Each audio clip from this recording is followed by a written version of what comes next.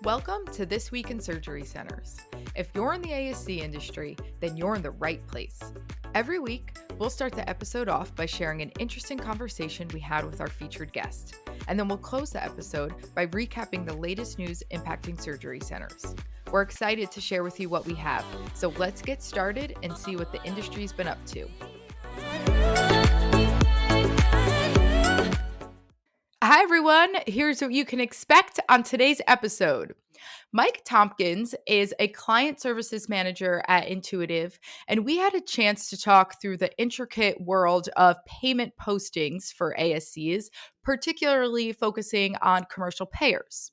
So, if this is still a manual process for you and you are spending time reconciling payments on the back end of your billing system, then you will likely learn a lot in this episode about how automating those processes can improve the accuracy and efficiency of the entire billing process and, most importantly, get you paid faster. In our news recap, we'll cover some preliminary findings from Avanza Healthcare Strategies Hospital Leadership ASC survey, what HCA shared at their Investor Day, how to prepare for OAS CAHPS, and of course, end the news segment with a positive story about a nurse who saved a man's life on the side of the road. Hope everyone enjoys the episode, and here's what's going on this week in surgery centers. Mike, welcome to the show. Thank you. Thank you so much for having me. Mike, can you tell us a little bit about your background in the ASC industry? Sure. So my name is Michael Tompkins. I'm a client services revenue manager at Intuitive Business Solutions. I've been with Intuitive just under 3 years. Intuitive is a boutique style company who focuses on revenue cycle management services as well as consulting. We are a little bit, when I say boutique, we focus more on service and process optimization. So it's definitely a major technology focus right now for us. Great. So on our show, Mike, we've talked about different aspects of the revenue cycle on different episodes. In this week with you, want to drill in specifically into payment posting and specifically the commercial payor side of payment posting. Can you walk us through this process from your experience, how it works? Sure. So on the manual side, this can be pretty tedious. In most surgery centers, it is a process of gathering by logging into your clearinghouse, downloading all the remittance advices that are in your deposit for the day, possibly going to a lockbox or a mailbox to gather correspondence, and then organizing everything to be entered into your system manually. So then you're going to go into your practice management software, enter in each transaction, and often you have to go to each individual patient ledger, Yep. which can take quite a bit of time and can create a little bit of an administrative burden as well. Yep. And that's more cumbersome or more time intensive than I would have expected. Yes. Do you have, Depending on your size of your center as well, sometimes you're entering in $100,000 a day, and to do that on an individual basis can really slow you down. And do you have a good feel for what percentage of the market, what percent of ASCs have a time intensive manual process like you've just described? I don't have a percentage. I would say that the percentage of software that requires you to do the manual would probably be greater than 60%. Wow. So it depends on really the software that you're using. Okay. So you've got a good percentage of ASCs out there that have some highly manual steps in this commercial payor process. What are the challenges with this? What are the cons of this approach? I think time is a big piece. With everything that they're doing, it's an individual manual process. Generating each transaction can take quite a bit of time. It also leaves room for errors. In the payment posting world, every single penny counts. So, if you are off by keying a variance in a transaction date or a dollar amount, and you have to go search for that, it can cause quite a bit of confusion at month end trying to balance and close out your remits. Yep. And based on that, based on errors, this could even impact the AR that you're able to collect, right? In terms of the volume of dollars collected. Right. And when you're talking about the overall health of your organization, the collections and the dollars are really one of your key factors there too. So it's very important to have everything as accurate as possible. Got it. So if you were to put yourself in the shoes of an ASC that does commercial payment posting in-house, right? An ASC that's doing a revenue cycle in-house, they're doing it on their own. Do you have any sense of how long this could take on a monthly basis, the payment posting process? Like if they've got a manual process, how many minutes or hours could that take a month? It can take the full amount of working hours in a month. So if you have an average of, let's say, 22 business days, they're working 8-hour days every day, it can consume their entire day. So you can see an average of, 2 to 3,000 transactions entered in manually. It could take the full 160 hours that they had allotted for their work month. So this could be a whole FTE that's Yes, posting these things in there manually. Wow. depending on your volume, yes. Okay. But it sounds like there's a silver lining. You said approximately 60% of the market has manual steps. That means a certain percentage of the market's doing it in a more automated manner. Is that right? Yeah, so there's the new automated payment posting process. So if you're not familiar, it's your practice management software pulling in the electronic remittance file or an 835 electronic file, and it's going to read it automatically for you. So it will take the payments per account, create those payments in your system, and apply them automatically. So from there, your employee or your billing team member is really only going to have to go verify that it all went in correctly, possibly add some contractual adjustments, maybe a sequestration adjustment, and then they can create all of those transactions from one consolidated screen. And from there, it's going to leave quite a few variance issues or room for any kind of errors. So their accuracy rate's going to improve as well. They're going to be able to do more because they're not having to enter in as much manually. Yep. So that definitely makes sense on the accuracy side, right? Take the manual steps out, you get a much more accurate process. On the time side, you mentioned this could be a full FTE doing manual posting. What would this FTE do in a world where they don't have to do the manual posting anymore? So we can move our focus. We can work on credit balance refunds. We can work on reviewing the contractuals that are coming in. Are we having to, are our contracts loaded in our software correctly, or are we doing additional adjustments during that automated process that we can streamline and correct on the back end? There's also other items you can do for follow up, helping with denials, working on the correspondence from the insurance. Often they want medical records or they're doing audits or anything like that. So you can really move your focus on the revenue side versus what's already been collected and just recording it. Yep, that makes sense. So the automated approach sounds much better, Mike. And so if you're Yes. an ASC listener out there and say, hey, I think we're doing it more on the manual side today, what would you need to think through? What would your next steps be to switch over to a more automated process? Well, your technology and your software is going to be the first part. I would always look at what I currently have and what's offered, as well reaching out to your training portals or anyone that you work with at the current software and technology companies, seeing what's available and what's included in the packages that you're provided, and then connecting in with the other parts of your technology, like your clearinghouse, and making sure it's all compatible. Because often surgery centers are finding that there's all this technology included in subscriptions they're paying for that they just have no idea is available to them. Yep. Yep. And what have you seen? Because I'm sure that you guys at Intuitive have had customers that you've helped go from doing all this work in house and doing kind of the manual processes, and then you guys help alleviate a lot of that burden. What have you seen in terms of the benefits, either from staff satisfaction or physician satisfaction? What are some of the benefits that surgery centers could expect from taking this burden off of their team? Yeah, so I think one of the biggest feedbacks that you get from your staff is there's not enough time to do all of the tasks in a day. So by alleviating some of the administrative burdens of gathering and organizing all these documentation, it's automatically pulled in for you. So you're taking tasks and steps off of their day to day, which is going to improve their satisfaction and as well increase their tenure. And when you're talking on a physician side, most physicians are invested in their surgery centers. So they want to see all of the revenue returned to them as quickly as possible. So by posting those payments faster to your primary payer, you can move on to your secondary, tertiary, or move it to your patient balance, get those claims out the door, send the statements to the patients, and in turn get those collections turned around faster. Great. That's the name of the game, right? Is reducing AR and getting those AR days down so you get faster cash. Exactly. Get closer to those prescription doctors that get paid within 5 minutes of sending a claim. No, Sounds you're in pretty the good. pharmacy and they're paid before you leave the door. Nice. Okay. And so, Mike, we've been talking about commercial payments, right? Payor payments, insurance company payments, and that side of the house. Oftentimes now, these days, though, that doesn't make up the total portion of the surgery bill because you've still got patient payments, and that can be, in some cases, up to a third of the total cost. What about those patient responsibility payments. Are you seeing those come in manual today, or do those come in a more automated manner?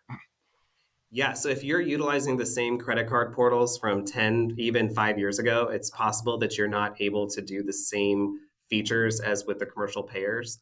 But that goes back into making sure you know what your technology offers. So ensuring that the clearinghouse you use offers that technology and that the practice management software that you use will accept it. So it is an available feature, but it is actually pretty limited right now and recently started growing. I do know that we've started using it in HST, but I haven't found that option in many of the other practice management softwares we use. Got it. Okay. And final question for you, Mike, and we do this every week with our guests. What's one thing our surgery centers can do this week to improve their performance? To improve performance, research. Start looking at what's available, what you already have that you don't know you have. Often we sign subscription agreements with our software. We're in a contract or some sort of agreement, and it will list out all of the options that you have. I know with clearinghouses, you can have different pieces of plans. So there may be portions in there that you have that you're already paying for that you don't know of, or that you want to pay for and you want to add on because you can see the benefit and the cost savings for your center. So, doing that research and talking to whoever you have in contact at your surgery centers with those technology partners, making sure that they're in constant contact and aware of any updates available for you. Excellent. Mike, thanks so much for joining us today. Yeah, thank you so much for having us. You have a great day. As always, it has been a busy week in healthcare, so let's jump right in. Avanza Healthcare Strategies just released their annual Hospital Leadership ASC survey on November 8th, and Becker's ASC did a recap of 4 statistics to know from their report. The report compiles feedback from hospital CEOs, presidents, financial leaders, operational leaders regarding their current relationships with ASCs and their future plans. So here are the 4 stats that Becker's pulled from the report. 48% of respondents said their organization has at least one ASC in 2023, which is up from 41% in 2019.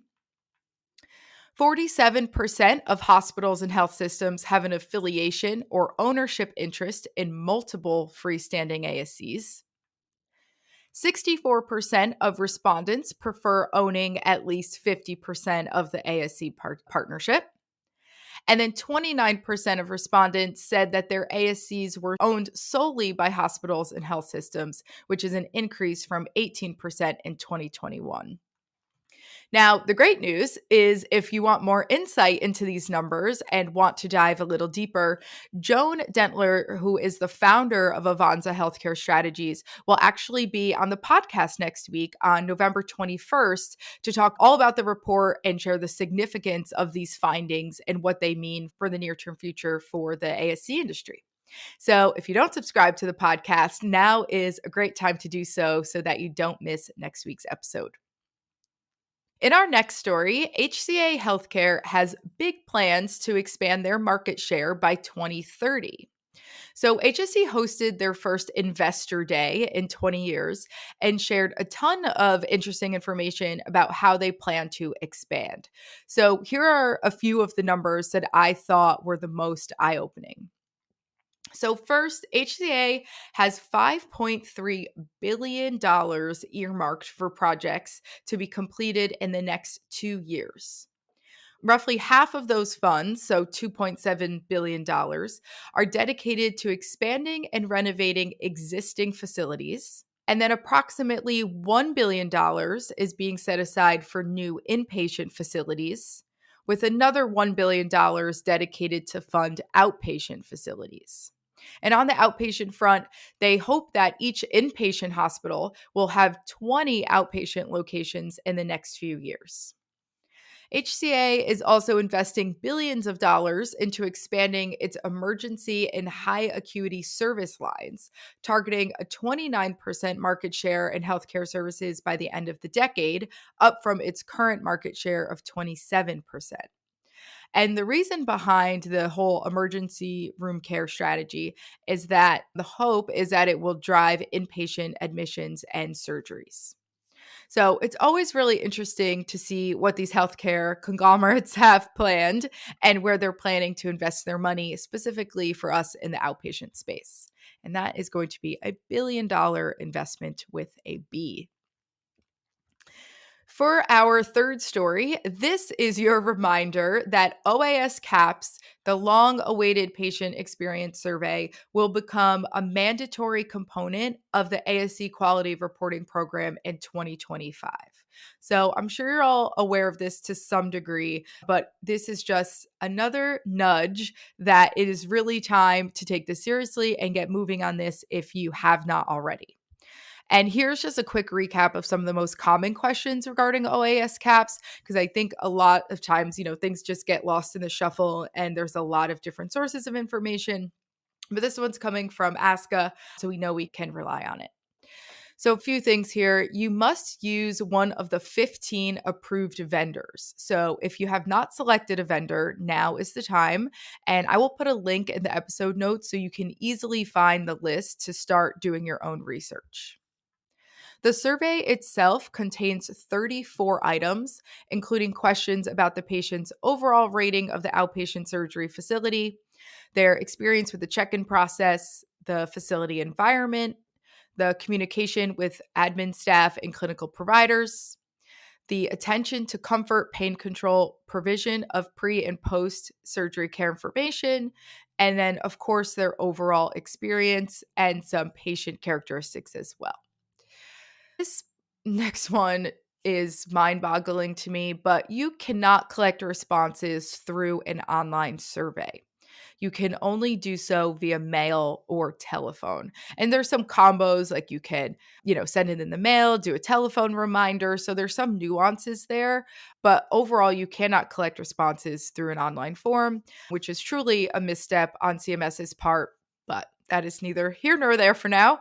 And then this last point I think is important too. ASCs will be required to collect at least 200 completed surveys over a 12-month reporting period. And for facilities that bill fewer than 240 Medicare primary and secondary claims in a year are actually exempt from OAS CAHPS.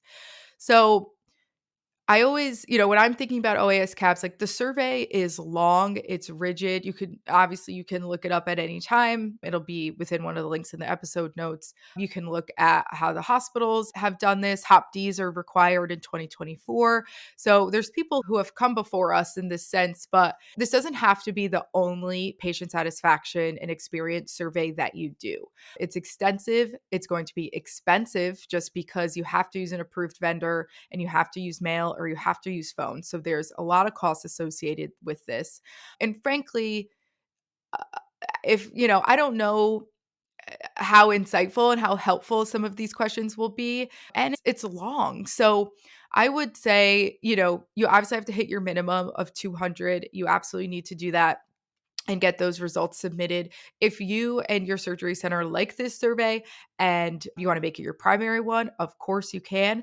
But it might be more beneficial for surgery centers to, do this, check the box, learn from it as much as you can, but then go the more cost-effective route where you have a little bit more control. You can customize your survey. And after you meet your requirement, use a secondary survey to send to the rest of your patients, less expensive and more effective. So just my 2 cents there. And HST does plan to create some content for all of you on how to properly train your staff to prepare for OAS CAHPS because there are some nuances there. So please stay tuned for that. But in the meantime, again, if you do not have a vendor, that is step 1. So start doing your research and get the ball rolling.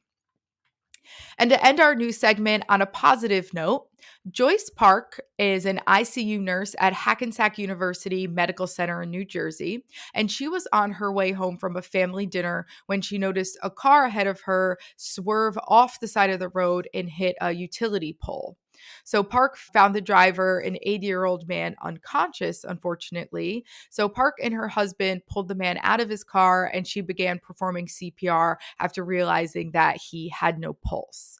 But after 30 seconds, she was able to resuscitate him. And today, the man is alive and well. And she actually had learned that he was driving home from celebrating his 80th birthday with his wife. So thanks to Joyce Park, he will hopefully live to see many more. And just another story about the incredible life-saving work that healthcare workers do every day while both on and off the job.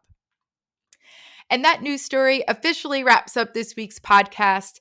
Thank you, as always, for spending a few minutes of your week with us. Make sure to subscribe or leave a review on whichever platform you're listening from. I hope you have a great day, and we will see you again next week.